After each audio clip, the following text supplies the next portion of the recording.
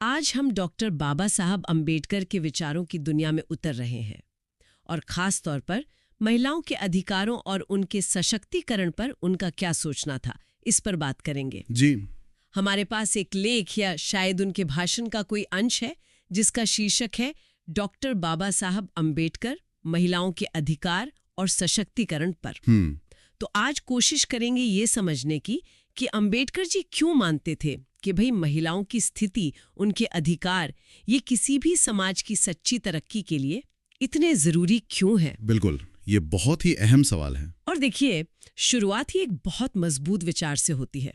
स्रोत कहता है कि सच्चा समाज वो है जहां महिलाओं के अधिकार भी उतने ही सुरक्षित और बराबर हों जितने किसी और नागरिक के। हाँ, ये बुनियाद है। यहीं से बात दिलचस्प हो जाती है ना? जी हाँ। तो चलिए इसको थोड़ा और खोलते हैं। स्रोत में अंबेडकर के असली समाज की एक परिभाषा दी गई है। ये परिभाषा क्या है, मतलब क्या कहना चाह रहे थे वो? हाँ, ये परिभाषा बहुत ध्यान देने लायक है। स्रोत में साफ लिखा है कि अंबेडकर के हिसाब से असली समाज वो है जहां, और इस पे ध्यान दीजिएगा, हर एक महिला शिक्षित हो, सशक्त हो और सम्मानित महसूस करे। हर एक महिला? जी हाँ, हर एक। ये नहीं कि कुछ महिलाएं या किसी खास वर्ग की महिलाएं, नहीं, सभी। और ये सिर्फ कानून बनाने की बात नहीं है।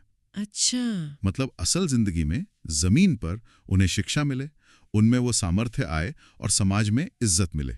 वो हर एक शब्द बहुत वजन रखता है। ये तो बहुत गहरी बात है। शिक्षित, सशक्त और सम्मानित, ये तीनों शब्द अपने आप में बहुत मायने रखते हैं। हाँ। अगर हम शिक्षित होने की बात करें तो स्रोत इसको कैसे देखता है? क्या ये सिर्फ पढ़ना लिखना जानना है? नहीं, स्रोत के हिसाब से, और अगर हम अंबेडकर के बाकी विचारों को भी देखें, तो शिक्षित होने का मतलब कहीं ज्यादा गहरा है। ये सिर्फ डिग्री, अक्षर ज्ञान नहीं है। तो फिर क्या है? यह है ज्ञान पाना, अपनी सोच को विकसित करना, सवाल करने की हिम्मत रखना, अपने अधिकारों को जानना, उनके लिए जागरूक होना। अच्छा। शिक्षा वो हथियार है, आप कह सकते हैं, जो महिलाओं को अपनी हालत समझने और उसे बदलने की ताकत देता है। ये एक तरह से दिमागी आजादी की तरफ पहला कदम है। दिमागी आजादी। और फिर आता है सशक्त होना। ये शब्द तो हम बहुत सुनते हैं, विमेन एम्पावरमेंट। लेकिन स्रोत के हिसाब से इसका मतलब क्या है? हाँ, सशक्त या एम्पावर्ड होना, यहाँ इसका मतलब सिर्फ अंदर से मजबूत महसूस करना भर नहीं है। अच्छा। स्रोत इशारा करता है कि इसका मतलब है महिलाओं के हाथ में असली ताकत होना, जैसे आर्थिक आजादी, अपने पैरों पर खड़े होने की काबिलियत, अपने जीवन के फैसले, छोटे बड़े, वो खुद ले सकें, और समाज में, राजनीति में उनकी बराबर की हिस्सेदारी हो। ये सिर्फ एक एहसास नहीं, बल्कि करने और होने की क्षमता है। वो ताकत जिससे वो अपनी जिंदगी का रास्ता खुद चुन सकें। मान समाज की सोच में अंदर तक बैठा होना चाहिए। सोच में कैसे? मतलब जहां महिलाओं को पुरुषों के बराबर का इंसान समझा जाए, उनकी बात सुनी जाए, उसे वजन दिया जाए, उन्हें सिर्फ किसी चीज की तरह नहीं बल्कि एक व्यक्ति, एक इंडिविजुअल की तरह देखा जाए। और ये सम्मान उन्हें इसलिए मिले क्योंकि वो समाज और देश बनाने में अपना योगदान दे रही हैं, न कि सिर्फ इसलिए कि वो किसी की माँ, बहन या बेटी हैं।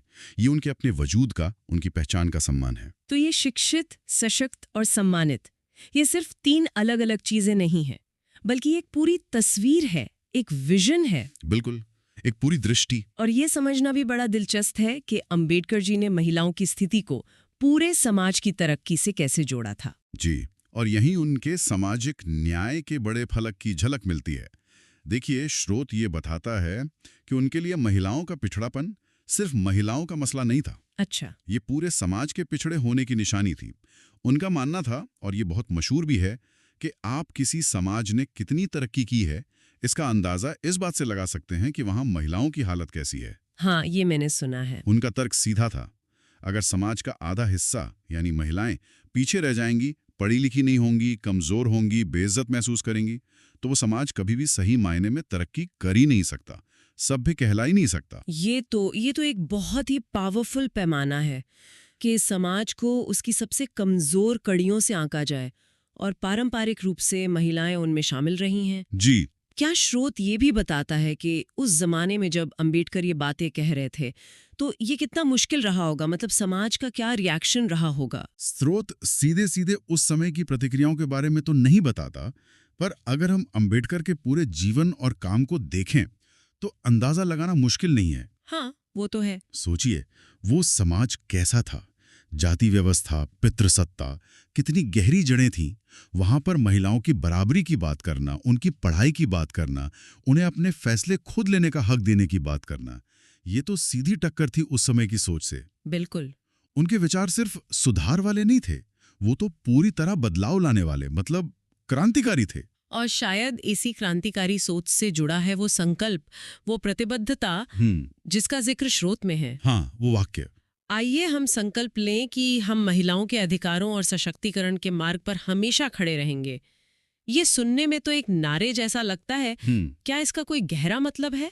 हाँ, ये सिर्फ एक नारा या कोई भावनात्मक अपील नहीं है।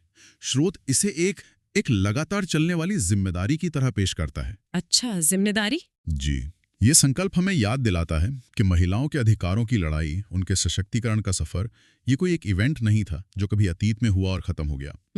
नहीं, ये तो एक निरंतर चलने वाली प्रक्रिया है। हमेशा खड़े रहेंगे का मतलब है कि ये लड़ाई हर पीढ़ी को जारी रखनी है, और इसमें हम सबकी व्यक्तिगत तौर पर भी और मिलकर भी सक्रिय भागीदारी चाहिए। सक्रिय भागीदारी? हाँ, ये सिर्फ अंबेडकर के विचारों को याद कर लेना काफी नहीं है। उन्हें अपनी जिंदगी में उतारना, उनके लिए प्रतिबद्ध होना, ये उसका आह्वान है। तो मतलब ये सिर्फ सरकार का या किसी संस्था का काम नहीं है, ये समाज के हर सदस्य की भूमिका है। बिल्कुल। क्या स्रोत ये बताता है कि ये खड़े रहने का मतलब क्या है?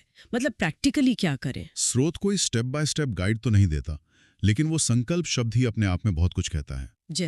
जैसे इसका मतलब हो सकता है कि जहां भी नाइंसाफी देखें, उसके खिलाफ बोलें, चाहे वो घर के अंदर हो या बाहर। इसका मतलब हो सकता है लड़कियों की पढ़ाई में मदद करना, महिलाओं को आगे बढ़ने के मौके देना, उनके साथ इज्जत से पेश आना। हाँ, ये तो हम कर ही सकते हैं। और उन पुरानी सोच और रिवाजों पर सवाल उठाना जो उन्हें पीछे धकेलते हैं। तो ये खड़े रहना सिर्फ मन में सहमत होना नहीं है, ये एक्टिव सपोर्ट है। जरूरत पड़ने पर दखल देना भी है। ये एक नैतिक जिम्मेदारी बन जाती है। नैतिक जिम्मेदारी, सही कहा। तो अगर हम इस पूरी बातचीत को अब समेटें, तो सबसे अहम बात क्या निकल कर आती है? इस विश्लेषण से क्या सीख सकते हैं हम? मेरे ख्याल से सबसे जरूरी बात यह है कि डॉक्टर अंबेडकर के लिए महिलाओं का शिक्षित होना, सशक्त होना और सम्मानित महसूस करना, ये तीनों अलग अलग इच्छाएं नहीं थीं। अच्छा। ये एक न्याय से भरे, तरक्की पसंद समाज की जरूरी और एक दूसरे से जुड़ी हुई बुनियादें थीं। आप एक को दूसरे से अलग नहीं कर सकते। मतलब तीनों साथ चलेंगे? जी हाँ, शिक्षा से सशक्तिकरण का रास्ता खुलता है, और जब महिलाएं सशक्त होती हैं तभी उन्हें सच्चा सम्मान भी मिलता है। ये तीनों मिलकर ही महिलाओं को इंसान के तौर पर अपनी पूरी क्षमता तक पहुंचने में मदद करते हैं। और ये सिर्फ इतिहास की बात नहीं है, है ना? आज के जमाने में तो शायद ये और भी ज्यादा जरूरी हो गया है। निश्चित रूप से। आप देखिए, आज भी दुनिया भर में और हमारे अपने समाज में भी हम इन्हीं चीजों के लिए तो लड़ रहे हैं। हाँ, ये बात तो है। महिलाओं के खिलाफ हिंसा देखिए, पढ़ाई और मौकों में बराबरी की कमी, काम की जगह पर भेदभाव, राजनीति में उनकी कम नुमाइंदगी, ये सारी चुनौतियां बताती हैं कि अंबेडकर के विचार आज भी कितने प्रासंगिक हैं। ये हमें लगातार ये सवाल पूछने पर मजबूर करते हैं कि क्या हम सच में एक ऐसा माहौल बना पा रहे हैं जहां हर महिला बिना किसी डर या रुकावट के आगे बढ़ सके, सम्मान से जी सके? क्या हमारी नीतियां, हमारे इंस्टीट्यूशंस, हमारी सामाजिक सोच, क्या वो इस आदर्श के करीब आ रही हैं? ये वाकई एक लगातार चले वाला आत्ममूल्यांकन है, और कोशिश भी। ये सिर्फ कानून बनाने से नहीं होगा, समाज की सोच को बदलने की चुनौती है। बिल्कुल। और यहीं से एक विचार दिमाग में आता है जिस पर शायद हमारे श्रोता आगे सोच सकते हैं। हाँ, बताइए। अगर हम अंबेडकर के इस त्रिकोण को शिक्षित, सशक्त और सम्मानित आज के भारत पर लागू करके देखें, तो इन तीनों ही मोर्चों पर असल में जमीनी स्तर पर महिलाओं को आगे बढ़ने से रोकने वाली सबसे बड़ी रुकावटें कौन सी हैं? ये एक अच्छा सवाल है। क्या ये रुकावटें ज्यादातर आर्थिक हैं, जैसे गरीबी या मौकों की कमी, या फिर ये सामाजिक और सांस्कृतिक ज्यादा हैं, जैसे वो गहरी बैठी हुई पितृसत्ता वाली सोच या पुरानी परंपराएं, या कहीं ये ढांचागत दिक्कतें हैं, जैसे कानून ठीक से लागू नहीं होते या संस्थाओं में ही भेदभाव होता है? हाँ। शायद इन असली बाधाओं को ठीक से पहचानना हमें उन्हें दूर करने के ज्यादा असरदार तरीके खोजने में मदद कर सकता है। इस पर सोचना शायद फायदेमंद हो।